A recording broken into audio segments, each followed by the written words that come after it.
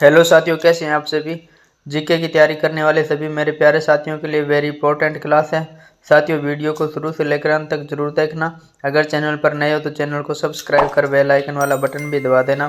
तो आइए शुरू करते हैं प्रश्न नंबर 1 से। यादव सम्राटों की राजधानी कहाँ थी?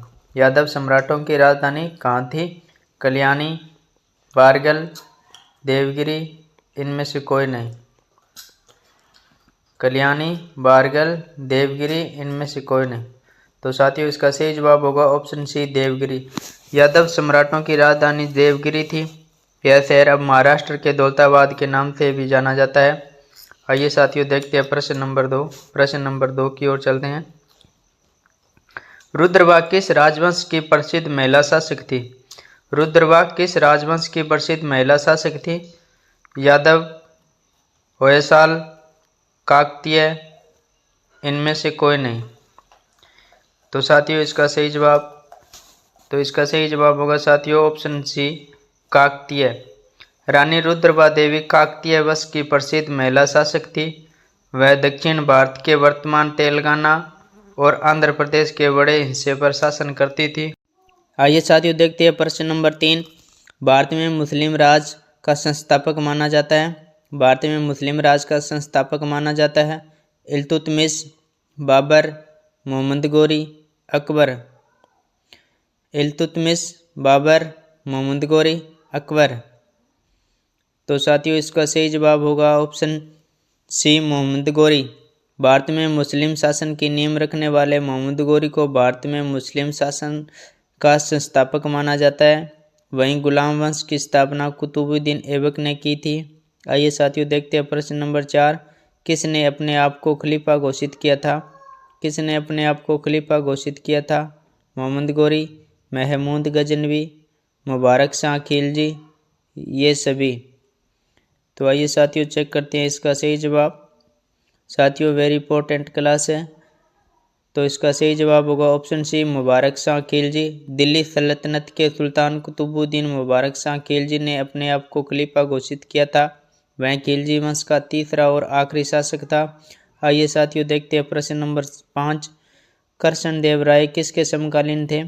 कृष्णदेव राय किसके समकालीन थे? हुमायूं, शेर शाह, बाबर, अकबर। तो इसका सही जवाब होगा, आइए चेक करते हैं इसका सही जवाब। साथियों, वेरी इंपॉर्टेंट क्लास है। वीडियो को लाइक और चैनल को सब्सक्राइब कर देना। तो ऑप्शन सी, बाबर। कृष्णदेव राय मुगल सम्राट बाबर के समकालीन थे। कृष्णदेव राय विजयनगर साम्राज्य के तुलुक वंश के राजा थे। आइए साथियों, देखते हैं प्रश्न नंबर 6। साथियों, वेरी इंपॉर्टेंट क्लास है। वीडियो को लाइक और चैनल को सब्सक्राइब कर देना। आगरा नगर की स्थापना किसके द्वारा की गई थी? आगरा नगर की स्थापना किसके द्वारा की गई थी? मोहम्मद बिन तुगलक, सिकंदर लोदी, फिरोज तुगलक, इनमें से कोई नहीं। तो इसका सही जवाब होगा साथियों, आइए चेक करते हैं। तो इसका सही जवाब होगा ऑप्शन बी, सिकंदर लोदी। आगरा शहर की स्थापना दिल्ली सल्तनत के मुस्लिम शासक सिकंदर लोदी ने 1504 में की थी। सिकंदर लोदी दिल्ली सल्तनत का एक अफगान सुल्तान था। आइए साथियों, देखते हैं प्रश्न नंबर 7। लोदी वंश का अंतिम शासक कौन था? लोदी वंश का अंतिम शासक कौन था? इब्राहिम लोदी, दौलत खां लोदी, सिकंदर लोदी, बहलोल लोदी। तो वेरी इंपॉर्टेंट क्लास है साथियों। तो इसका सही जवाब होगा ऑप्शन ए, इब्राहिम लोदी। इब्राहिम लोदी लोदी वंश का आखिरी शासक था। बाबर ने साल 1526 में पानीपत की लड़ाई में इब्राहिम लोदी को हराकर भारत में मुगल साम्राज्य की स्थापना की। आइए साथियों, देखते हैं प्रश्न नंबर 8। लोदी वंश का सर्वाधिक शक्तिशाली शासक कौन था? लोदी वंश का सर्वाधिक शक्तिशाली शासक कौन था? सिकंदर लोदी, बहलोल लोदी, इब्राहिम लोदी, इनमें से कोई नहीं। तो इसका सही जवाब होगा साथियों ऑप्शन ए, सिकंदर लोदी। लोदी वंश के इतिहास में सिकंदर लोदी को सबसे शक्तिशाली शासक माना जाता है।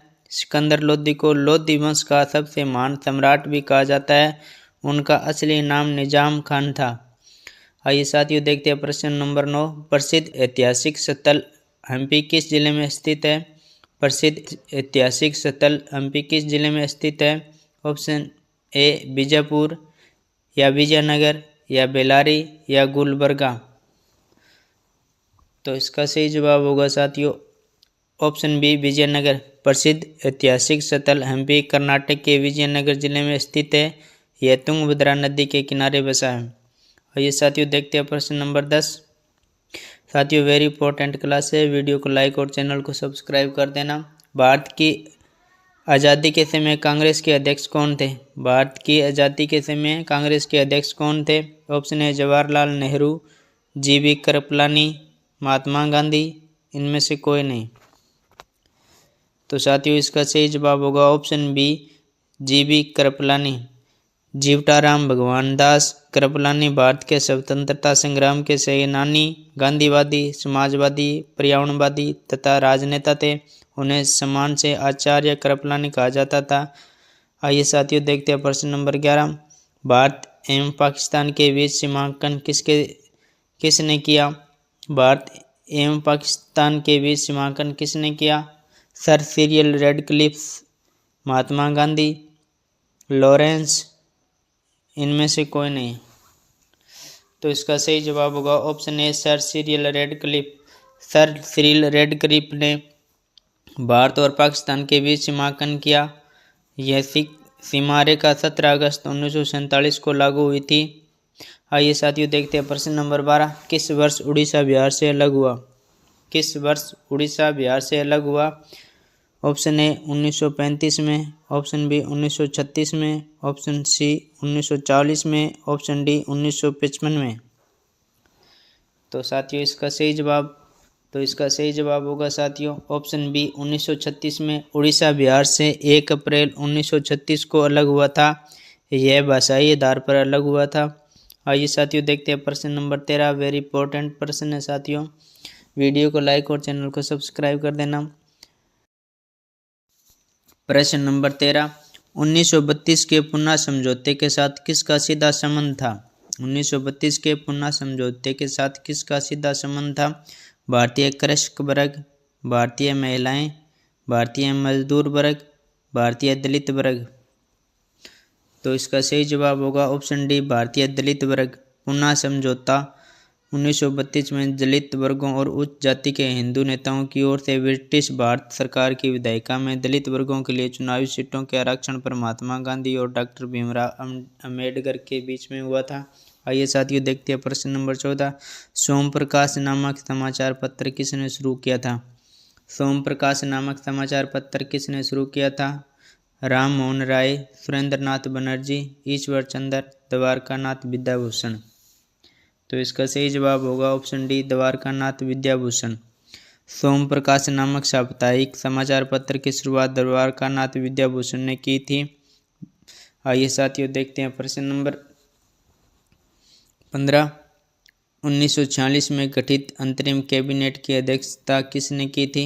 1946 में गठित अंतरिम कैबिनेट की अध्यक्षता किसने की थी? वल्लभ भाई पटेल, सी राजगोपालाचारी, जवाहरलाल नेहरू, राजेंद्र प्रसाद। तो इसका सही जवाब होगा ऑप्शन सी जवाहरलाल नेहरू। साल 1946 में बनी अंतरिम सरकार की अध्यक्षता पंडित जवाहरलाल नेहरू ने की थी। यह सरकार भारत की आज़ादी से पहले बनी थी। आइए साथियों देखते हैं प्रश्न नंबर 16। सन 1878 का वर्नाक्यूलर प्रेस एक्ट किसने रद्द किया था? Lord Minto, Lord Lytton, Lord Curzon, Lord Ripon. तो इसका सही जवाब आइए चेक करते हैं साथियों इसका सही जवाब। तो इसका सही जवाब होगा ऑप्शन डी लॉर्ड रिपन। साल 1878 के वर्नाक्यूलर प्रेस एक्ट को लॉर्ड रिपन ने निरस्त किया था। लॉर्ड रिपन साल 1880 से 1884 तक भारत के वाइसराय थे। आइए साथियों देखते हैं प्रश्न नंबर 17। भारत का राष्ट्रीय पंचांग किस संवत पर आधारित है? भारत का राष्ट्रीय पंचांग किस संवत पर आधारित है? शक संवत, विक्रम संवत, कली संवत, इनमें से कोई नहीं। तो इसका सही जवाब होगा साथियों ऑप्शन ए शक संवत। भारत का राष्ट्रीय पंचांग शक संवत पर आधारित है। साल 1957 में भारत सरकार ने संस्कृत को देश का राष्ट्रीय पंचांग माना था। संस्कृत को शालिवाहन संस्कृत भी कहते हैं। आइए साथियों देखते हैं प्रश्न नंबर 18। भारत में गुलाम वंश का संस्थापक कौन था? भारत में गुलाम वंश का संस्थापक कौन था? केकुबाद, आराम शाह, कुतुबुद्दीन ऐबक, इनमें से कोई नहीं। तो इसका सही जवाब, आइए साथियों चेक करते हैं इसका सही जवाब।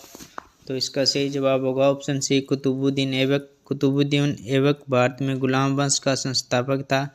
वह एक मुस्लिम जनरल था। उसने 1206 में भारत में गुलाम वंश की स्थापना की थी। आइए साथियों देखते हैं प्रश्न नंबर 19। पंजाब के हिंदूशाही राजवंश को किसने स्थापित किया था? पंजाब के हिंदूशाही राजवंश को किसने स्थापित किया था? कलर, महिपाल, वसुमित्र, जयपाल। तो साथियों इसका सही जवाब होगा ऑप्शन ए, कलर। तुर्क शाहियों के एक ब्राह्मण वजीर कलर ने हिंदूशाही राजवंश की स्थापना की थी। इस राजवंश ने 822 और 1026 ईस्वी के बीच काबुल घाटी, गंधार और पश्चिमी पंजाब पर शासन किया था। आइए साथियों देखते हैं प्रश्न नंबर 20। वेरी इंपॉर्टेंट प्रश्न है साथियों, लास्ट प्रश्न इस क्लास का। अल बरूनी किसके शासनकाल में इतिहासकार था? अल बरूनी किसके शासनकाल में इतिहासकार था? बलबन मुहम्मद, बलबन, अकबर, महमूद गजनवी। तो साथियों इसका सही जवाब होगा ऑप्शन डी, महमूद गजनवी। अल बरूनी महमूद गजनवी के शासनकाल में इतिहासकार थे। अल बरूनी एक फारसी विद्वान थे। वह इतिहास, गणित, खगोल विज्ञान और भूगोल के क्षेत्रों में अपने योगदान के लिए जाने जाते थे। साथियों 20% वेरी इंपॉर्टेंट है। अगर वीडियो पसंद आई है तो वीडियो को लाइक और चैनल को सब्सक्राइब कर लेना। मिलते हैं नेक्स्ट वीडियो में। Thank you for watching my YouTube channel GK and computer guide. धन्यवाद दोस्तों।